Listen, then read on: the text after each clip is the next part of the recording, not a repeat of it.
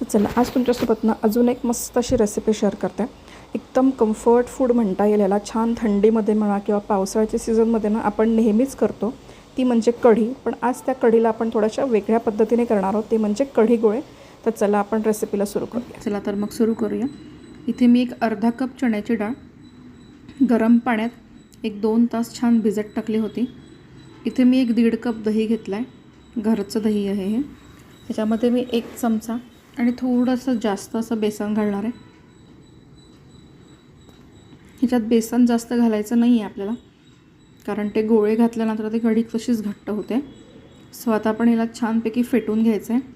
ह्याच्यामध्ये बिलकुल लम्स नको आहेत, एकदम चोपड बारीक करून घ्यायचं आहे आपल्याला. हे असं छान पहिले कोरडं घुसळून घ्यायचं आहे. नंतर आपण ह्याच्यात पाणी घालणार आहोत. आता पाणी घालून छान फेटून चोपडं करून घ्यायचं आहे असं आपल्याला. हे असं छान करून झालं की आता ही चण्याची डाळ जी भिजत टाकली होती त्याला मी असं चाळणीत काढून ठेवलं होतं आणि ह्याच्यातलं सगळं पाणी काढून टाकायचं. एकदम अशी ड्राय हवी आपल्याला ही. सो आता तिला आपण मिक्सर जारमध्ये घालूया. ह्याच्यात पाण्याचा वापर करायचा नाही आहे बिलकुलसुद्धा, नाहीतर ते गोळे सगळे आपले फुटून जातील कढीमध्ये. ह्याच्यात मी 3 मिरच्या घातल्या. ह्याच्यात आपण तिखटाचा वापर करणार नाही आहोत. थोडंसं जिरं घालायचं आहे.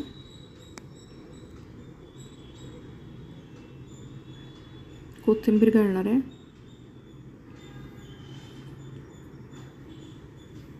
मीठ घालायचं आहे चवीनुसार.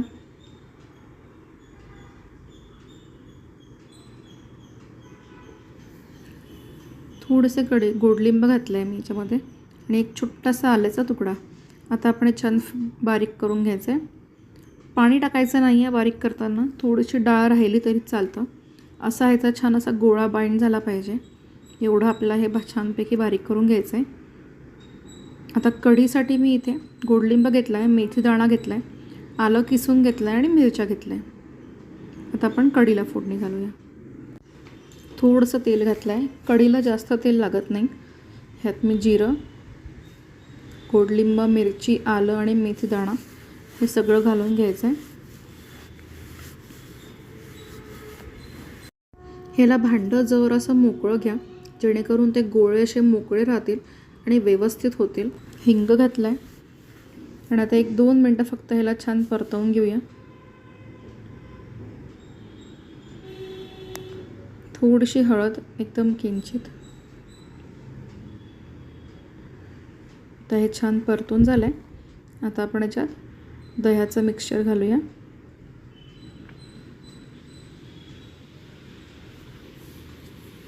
ह्याच्यात मी पाणी घातलं आहे. कढी आपल्याला थोडीशी पातळच ठेवायची आहे, जेणेकरून त्यात ते गोळे छान शिजतील.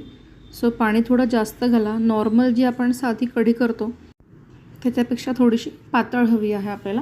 सो इथे ओव्हरऑल मी याच्यामध्ये 4 ग्लास पाणी घातलं आहे. आणि आता आपल्याला हे अधनमधनं असं परतवत राहायचं आहे, ह्याला हलवत राहायचं आहे, जेणेकरून की हे दही फाटणार नाही.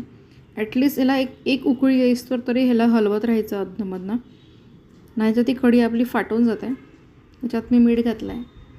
दही वेगळं आणि पाणी वेगळं होऊन जातं. सो ह्याला असं हलवत राहायचं आहे. एक उकळी येईस्तोवर तरी कमीत कमी ह्याला हलवत राहायचं.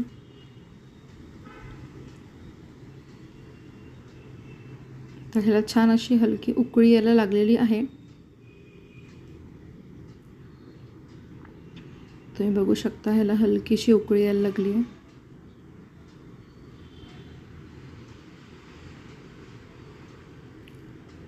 जोस्तोर हे छान उकळत नाही तोस्तोर याच्यात गोळे घालू नका, नाही तर ते पूर्ण एकजीव होऊन जाईल सगळं. गोळे दिसणार नाही, गोळे पूर्ण फुटून जातील. सो आता हे असं छान उकळत आलं आहे. तुम्ही पाहू शकता याला छान उकळी फुटली आहे. आता हे छान असं उकळून जेव्हा असं वरती यायला लागतं, आता या स्टेजला आपल्याला ह्याच्यामध्ये गोळे घालायचे आहे. आता गोळे घालतानासुद्धा त्याला एकदम हलकं बांधायचं आहे. एकदम दाबून टाईट असे सोडायचे नाही आहेत, नाहीतर काय होईल ना, ते आतून सगळे कच्चे राहतील आणि बाहेरूनच शिजतील आणि तो कच्चेपणा लागेल. त्यामुळे त्याला एकदम जितकं होईल तितकं लाईट बांधायचं. आणि करून ते असे कढीत घालायचे आहेत. गॅस कमी नाही करायचा आहे गोळे घालताना.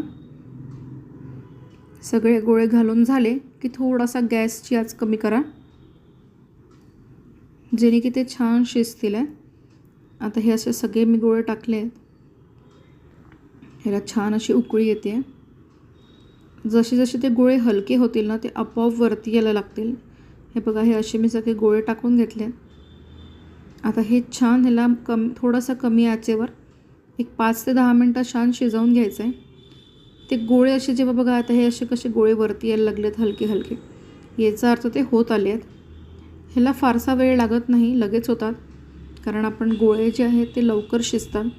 हे बघा, हे असे छान सगळे गोळे वरती आले आहेत. जेव्हा हे असे सगळे गोळे पूर्ण वरती येतील ना, याचा अर्थ की आपले हे कढी गोळे झालेले आहेत.